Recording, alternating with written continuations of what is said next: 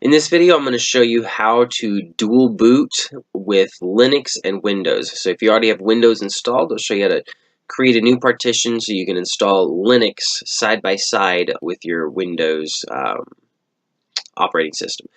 Check out the blog post if you prefer written format tutorial in the description below.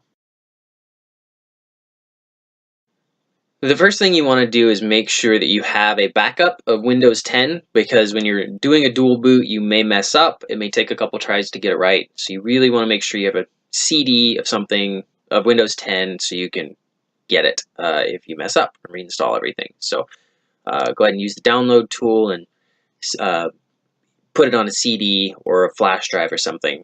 And then also you want to make sure that you have an ISO of the Linux distribution that you're going to be using. And so I'm going to be installing Ubuntu. So you just head over to Ubuntu and then choose the version. So desktop,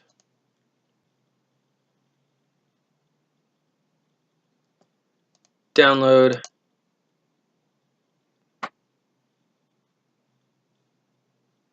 and then the version that you want.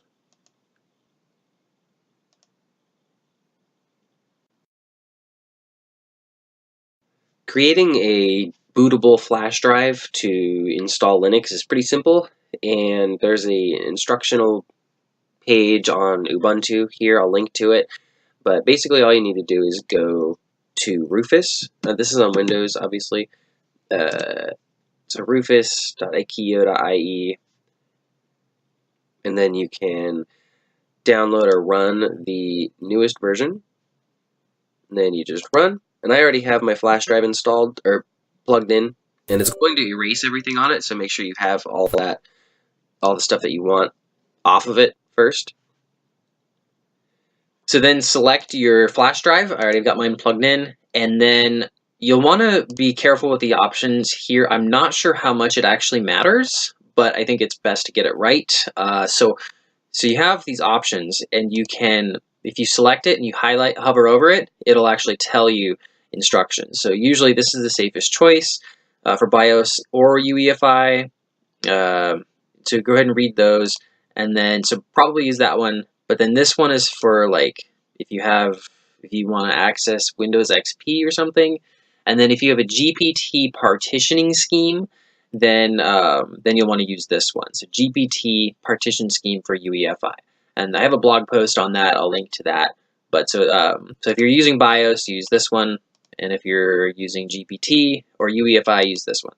And then make sure it's a FAT32, and then all the defaults should be fine.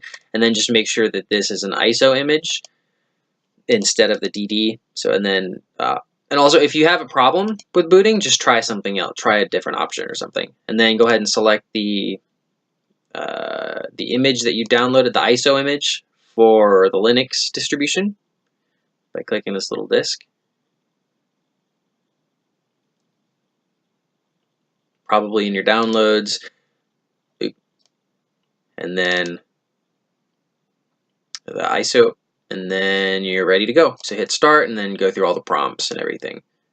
And it'll erase all the data on your USB, so make sure you have everything taken off, and then it'll close out when it's done.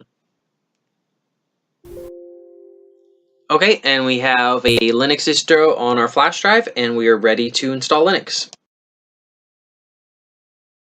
One important step to creating a dual boot for Windows and Linux is to create a partition space for Linux. So if you go into the search box, you can type in disk, D-I-S-K, and then M. It should open up the control panel area where you can create and format hard disk partitions.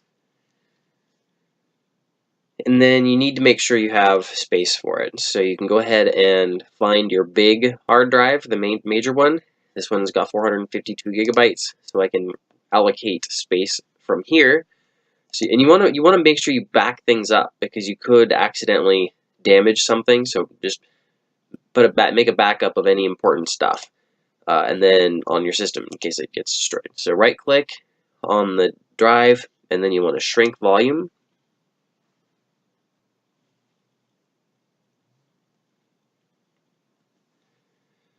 And then you get to choose how much space you want to free up. So enter the amount of space to shrink in megabytes, and that'll tell you how much you want to shrink. And so I have, like 394, so I'm going to give 150,000 megabytes or 150 gigabytes to this unallocated free space. So I'm going to do 150, then shrink. And now I have 146.49 gigabytes of unallocated space. And this is where I can put your Linux distribution. So we're all set up. I believe the Ubuntu installation disk will actually take care of all this for you. So you don't need to create a partition yet. We can just leave it unallocated, and it should hopefully take care of it for us. So this part's going to be super ghetto, and I apologize for that, but I don't want to do a VM, so I just want to do it as real as possible. So once you've got your USB flash drive stuck in the computer, your computer is off, you can turn it on. And once it starts booting, you'll want to press, escape, or F2 or something like that, or F12, or you just got to figure out what you got to push.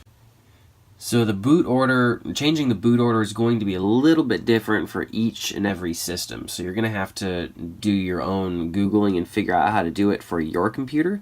So for me, I just have to do F9 boot device options. So I press F9, and then I can select the USB hard drive to select an option. So enter, and then I can do install Ubuntu. Usually I have to go into BIOS, and I'll show you how to do that. So you may have to press F10, or it may just take you to something like this automatically. And then you'll want to go to system configuration or something along those lines, and then boot options. And then there should be a boot order that you can select. So if you go down, you can make sure that your USB stick gets booted before the internal option. That way, you actually have a choice to install Linux. And so over here are the instructions on how to do that by pressing F5 or F6. And then we'll want to save those changes. And this actually isn't even necessary. So instead of saving and exiting, I'm just going to do escape and exit and not make any changes at all. So escape, and then exit, discarding changes, yes. And then I'm going to press escape first, but I have to turn it off and back on. So I'll be right back. Now I'm at the welcome page. You select your language, and then press continue.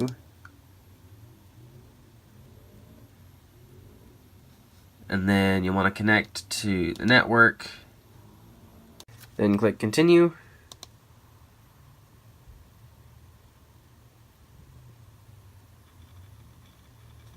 And then you'll want to download updates while installing, and then you might as well just install everything that you need. And then so that makes us set the password now, so we'll go ahead and do that. Okay, password set, and continue. And then you should end up at this page where you can have the option of installing Ubuntu alongside Windows Boot Manager, erasing the disk and installing Ubuntu, or something else. And if you don't have the install Ubuntu alongside Windows Boot Manager, then you probably don't have enough space to actually have an installation of Ubuntu. So you'll need to partition your hard drive, which we did earlier in the video. So we'll go ahead and click Install Ubuntu alongside Windows, and click Install Now.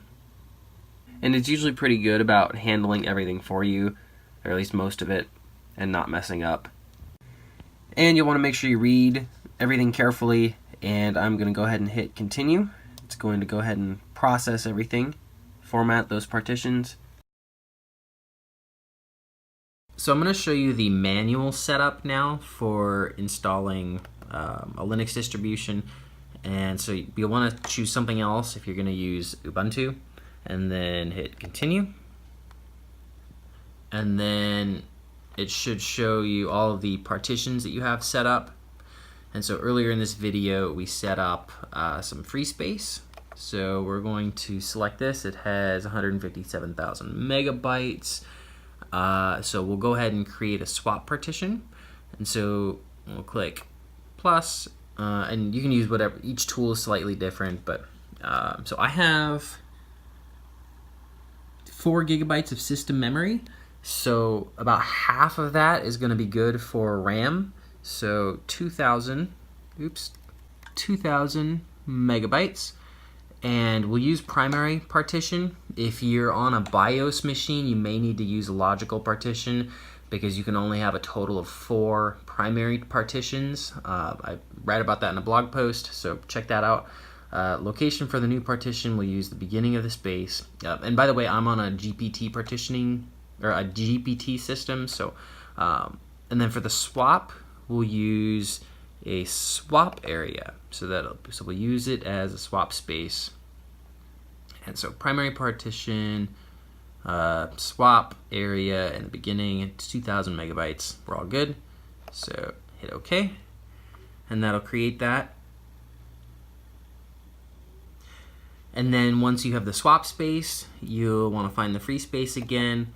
And you can split it up as much as you want, but I'm going to just use the rest of this free space for the partition. So we'll go ahead and hit plus.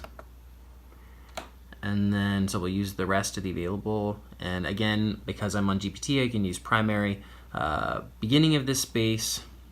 And ext4 is typically the one you want to use unless you have a specific reason for not using it for a Linux partition.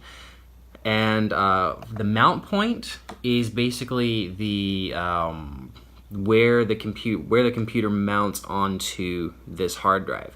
So you'll want to use the just the normal slash. Some people may split it up into different multiple partitions and have a slash home for their home directory.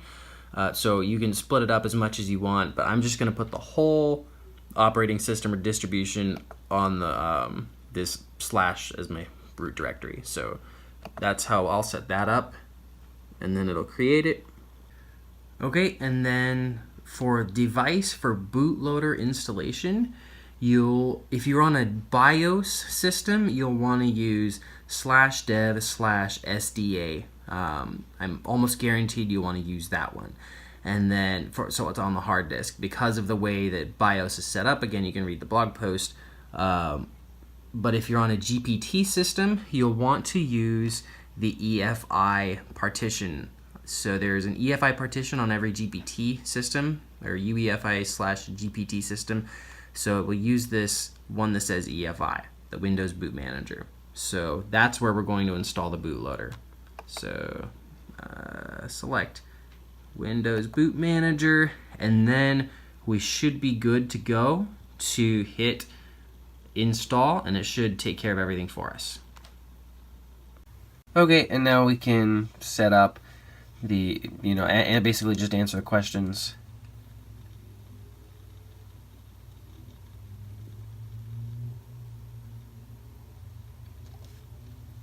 And test your keyboard. And then you can select your keyboard, obviously. Continue. And set everything up. Well, that's good.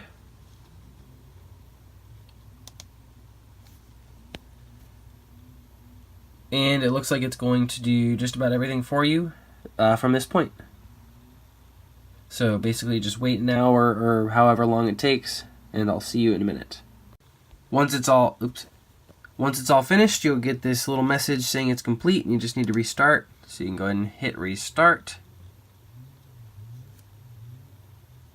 So I'm not sure exactly what's going on here, but I think it has something to do with the fact that we had to turn off secure boot when we updated, or when we chose to do the updates, the installing the proprietary software in the beginning steps.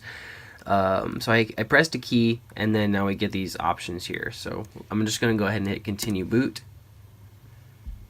And then it looks like we can choose between installing Ubuntu or Windows. So I'm going to go ahead and select Ubuntu first. And we're at the Ubuntu login page. So let's go ahead and log in. And it looks like our Ubuntu installation succeeded, so we're good with that end. So now let's just make sure we have Windows is still working.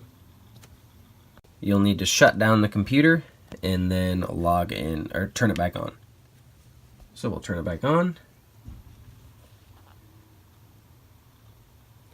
And now we can choose either Ubuntu or Windows. So let's go ahead and choose Windows this time.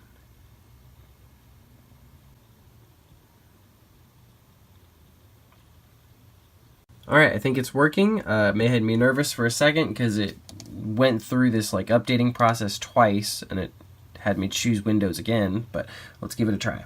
Officially got logged in back onto Windows and Linux. So now when you want to use Linux, when you turn the computer on, you choose Linux, and when you want to use Windows, you select Windows. So that's basically dual boot all set up and ready to go. Thank you for watching the video. I hope you found it helpful. Be sure to subscribe to the channel and check out our website truthseekers.io to see more written format tutorials and other helpful things for programmers.